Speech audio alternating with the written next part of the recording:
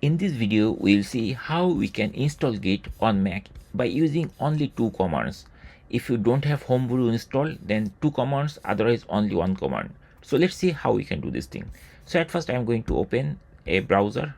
I'm going to use Safari browser, and once it is open, then I'm going to search in Google by typing the keyword Homebrew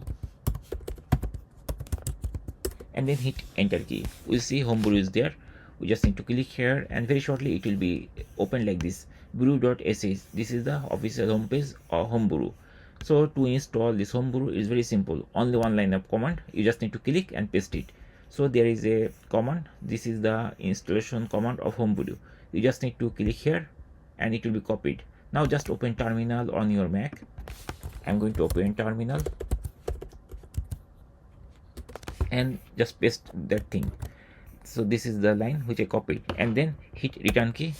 We just need to type the password for our Mac. So I'm going to type the password for my Mac and then hit return key once I type the password, and very shortly it will be downloaded automatically.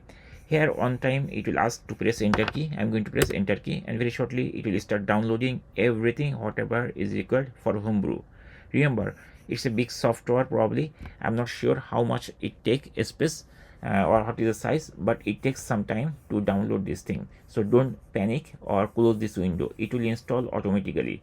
I hear that for some people it takes like 10 minutes, for some people it takes 1 minute or 2 minutes, something like that. Let's see how much it is required to install it. Sometimes it is downloading some other things. See here, it is downloading command line tools for Xcode 26.1, something like that, which we don't need for for our development of Java-based programming, but still it is downloading. So let's see. Once it is downloaded, then we will continue the tutorial. And I see it already downloaded successfully. So for me it takes hardly 1 minute, but it depends on the internet speed also. Once the Homebrew is installed, then you will get this type of confirmation. So you need to follow this thing. Next step, run these commands in your terminal to add Homebrew to your path. So we need to type this command, echo this thing. So I'm going to copy one by one command. So here I just copied it, and then I'm going to paste it and then hit return key. So this will be executed. Now the second command is this line. So I'm going to copy this thing and I'm going to paste it over here. And the third command is this thing. And then we have to hit the return key. Now if we try to check the brew version, we can type the command brew -- version version. It will show us the version of the Homebrew. So by mistake, if you close this window, basically I will add this thing inside my website. This command you can copy directly from there and you can use it. You don't need to you just need to change this part only.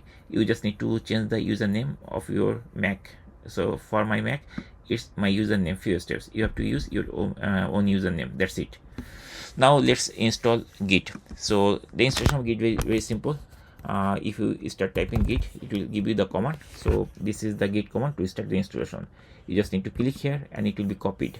Now start Homebrew. I'm going to open a new terminal, and then I'm going to type that command or paste that command and then hit return key. And that is the only one command to start the installation of Git. And here you see everything is downloading or installing everything automatically. And that's it. In this way we can easily install Git using Homebrew with two commands. So one command is to install Homebrew, and the second command is to install Git. So Homebrew, basically, if you're a Mac user, if you're a developer, most of the time I saw that Homebrew is already installed. So basically you just need to type only one command, which is brew install Git.